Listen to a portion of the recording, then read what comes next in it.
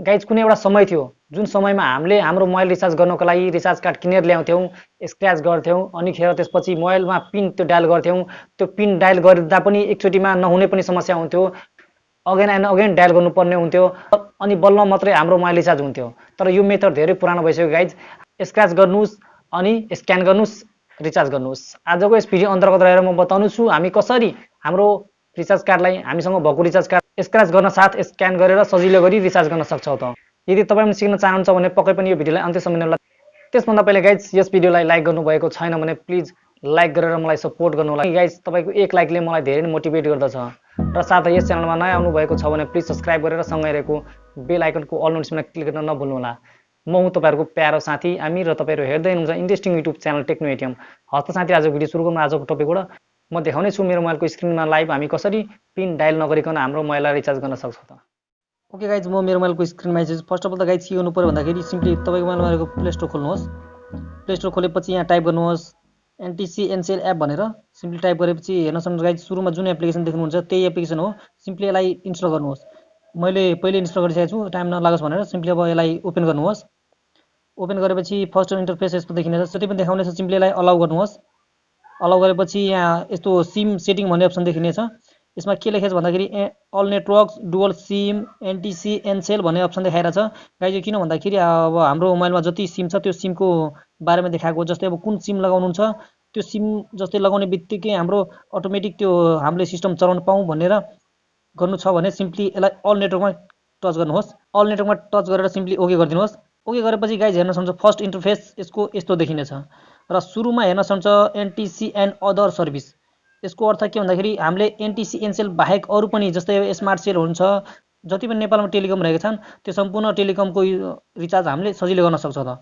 Guys फर्स्टमा हेर्न सक्नुहुन्छ चेक ब्यालेन्स, सेकेन्डमा रहेको छ रिचार्ज स्क्यान, अनि थर्डमा रहेको छ डाटा भोइस एसएमएस, र फोर्थमा रहेको छ क्रेडिट लोन अनि ट्रान्सफर ब्यालेन्स, त्यस्तै अर्को युजफुल नम्बर, र अर्को तलपट्टि सबभन्दा तल सर्भिस रहेको छ। र अब गाइज हामी सुरु गरौँ। जस्तै सुरुमा रहेको छ चेक ब्यालेन्स। सिम्पली यसमा चेक ब्यालेन्समा टच गर्नुभयो भने हेर्न सक्नुहुन्छ गाइज मेरो मोबाइलमा दुईवटा सिम रहेको छ, एनसेल र एनटिसी, जसले गर्दा एनटिसी र एनसेल अप्सन देखाइरहेछ। यदि तपाईँको बेला जुन नेटवर्कको सिम कार्ड हाल्नु भएको छ त्यही नेटवर्कको सिम कार्डको नाम देखाउनेछ। जस्तै मैले मेरो हालेको एनटिसी र एनसेल हालेको छु, जसले गर्दा दुईवटा अप्सन देखायो। र तपाईँलाई जुन टेलिकमको रिचार्ज गर्नु छ सिम्पली त्यसमा टच गर्नुहोस्।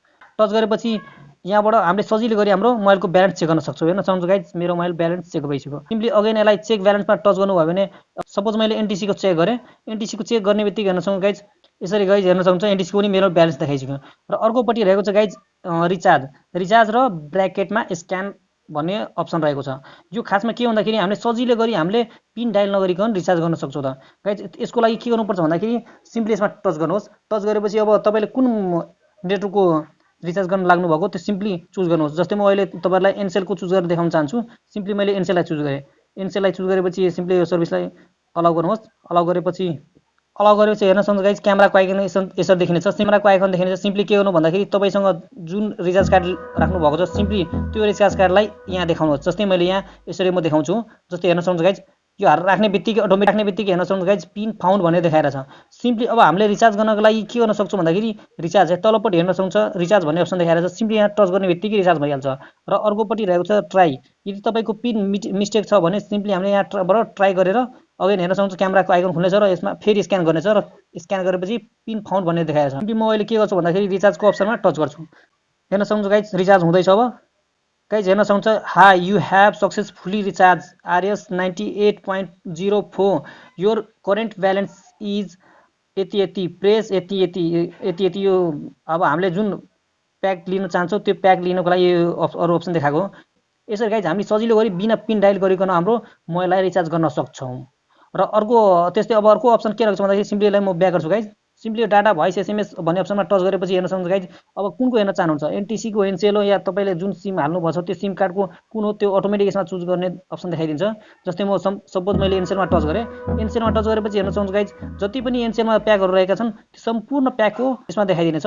यहाँबाट हामीले सजिलो गरी Ncell voice pack, Ncell SMS pack, सही डाटा प्याक, दामी डाटा प्याक, गजबको डाटा प्याक, राम्रो डाटा प्याक, यसरी गाइज हामीले सजिलो गरी हाम्रो मानव डाटा प्याक लिन सक्छौँ। अब हामीले कसैलाई सोध्नु पर्दैन कुन डाटा प्याक कति पर्छ। यहाँबाट सजिलो गरी आफ्नो आफैले हेरेर आफूले चुज गरेर आफ्नो हिसाबले लिन सक्छु डाटा प्याकहरू। र सिम्पली यसलाई म ब्याक गर्छु। ब्याक गरेपछि अर्कोपट्टि हेर्न सक्नुहुन्छ guys credit loan. Credit loan हामीले यसबाट लोन सजिलै लिन सक्छौँ गाइज। अब सपोज लोनमा टच गरेपछि गाइज हेर्न सक्नुहुन्छ चुज नेटवर्क भन्ने अप्सन देखाइरहेको छ। अब कुनमा लोन लिन चाहनुहुन्छ, सपोज मैले अब एनटिसीमा लोन लिन चाहेँ, हेर्न सक्नुहुन्छ guys do you want to take loan भन्ने अप्सन देखाइरहेको छ। यदि यो लिन चाहनुहुन्छ भने ओके थिच्नुहोस्, लिन चाहनुहुन्न भने सिम्पली नो गरिदिनुहोस्। जस्तै मेरो मोबाइलमा ब्यालेन्स अलरेडी छँदैछ जसले गर्दा म लोन लिन्न, त्यसले गर्दा मैले नो गरेलाई। ओके गाइज, अब अर्को अप्सनतर्फ जाउँ गाइज। अर्को अप्सन के रहेछ भन्दाखेरि गाइज ब्यालेन्स ट्रान्सफर। अब ब्यालेन्स ट्रान्सफर सिम्पली टच गर्नुहोस्। सिम्पली यहाँ डेस्टिनेसन नम्बर हाल्न सक्नुहुन्छ। मैले नम्बर हालिसकेपछि सिम्पली तलपट्टि हेर्न सक्नुहुन्छ guys enter amount to transfer.